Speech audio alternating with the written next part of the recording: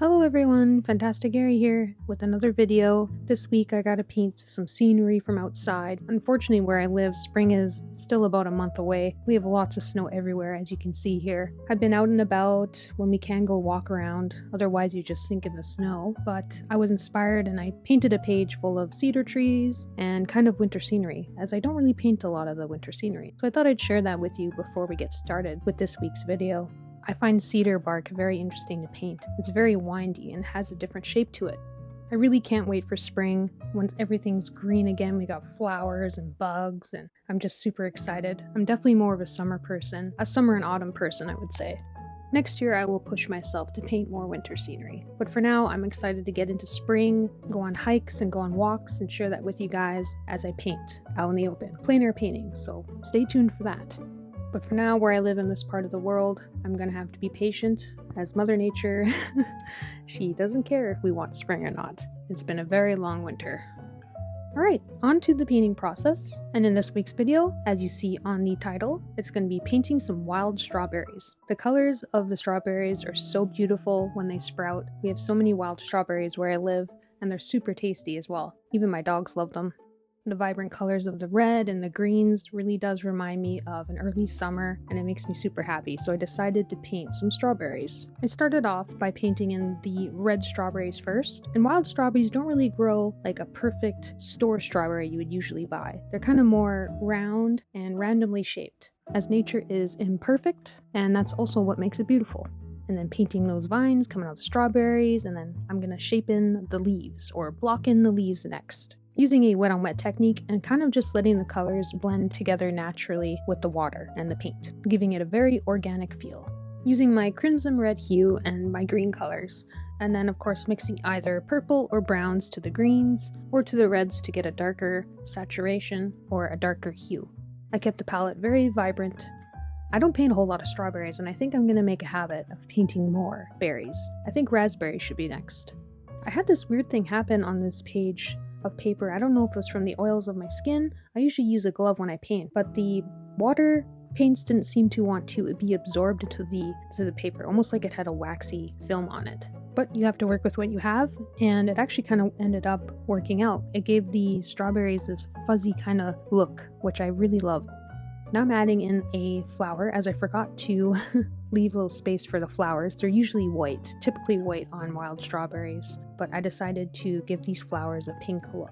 And now I'm using my 0.5 round brush, my smallest brush, to dot in some strawberry details, keeping the overall style still conceptual and stylistic, and then kind of using more vibrant red, just going in right with the super pigmented color on my paintbrush and dotting in the kind of texture of the strawberry, leaving the little white spaces in between the dots to create that visual of as if there were seeds there. Because before they kind of looked more like tomatoes in the beginning, but I think with this dotted texture it really helps bring out the strawberry. If you guys are interested in seeing my materials I use, I actually put them in the description below the video. And now I'm adding in a darker red. This red I mixed with some purple to give it more of a deeper hue, just so that I could add a little bit of contrast to the areas of the strawberry, creating an illusion of light and dark. This actually really helped bring the strawberries out even more, making them pop against the leaves. I also left a little bit of green on the smaller strawberries as they're still ripening.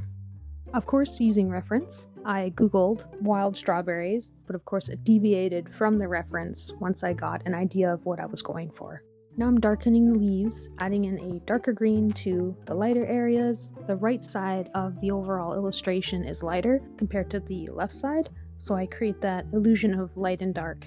Adding in even more contrast and using my 0.5 little paintbrush to add in the vines on the leaves, so giving them a little bit more of a realistic texture, adding in a little bit more features to this illustration. The tiny details are always fun, and it really what brings out smaller illustrations and pictures, I find. I really do like the decision of me adding in the vines. It's almost very stylistic and kind of illustrative, and I kind of like that. I'm going to let you guys enjoy the final review of this completed sketchbook page, and then I'll meet you at the end for my discussion on the final result.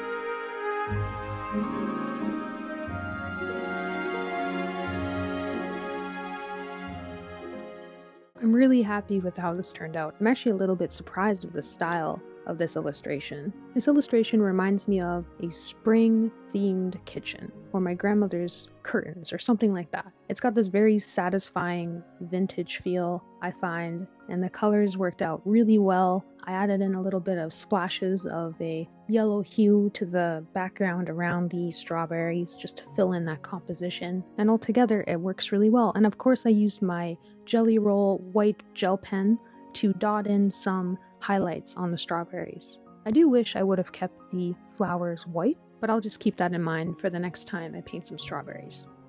And then here's the reveal of the whole page. It was kind of a spring-themed page, even though blueberries tend to grow more in the later summer months into the fall. But I don't know, blueberries, berries that remind me of summer, and this page made me happy. And I needed to paint something spring or summery just because it's been winter for a long time, which is making the anticipation for warmer weather to come even more exciting. I think my favorite of the page is definitely the strawberries. Next to the strawberries would be the bottom left corner, the sakura flowers blooming on the branch, and then the blueberries in the top middle. I love blueberries. And the sakura tree at the bottom right corner.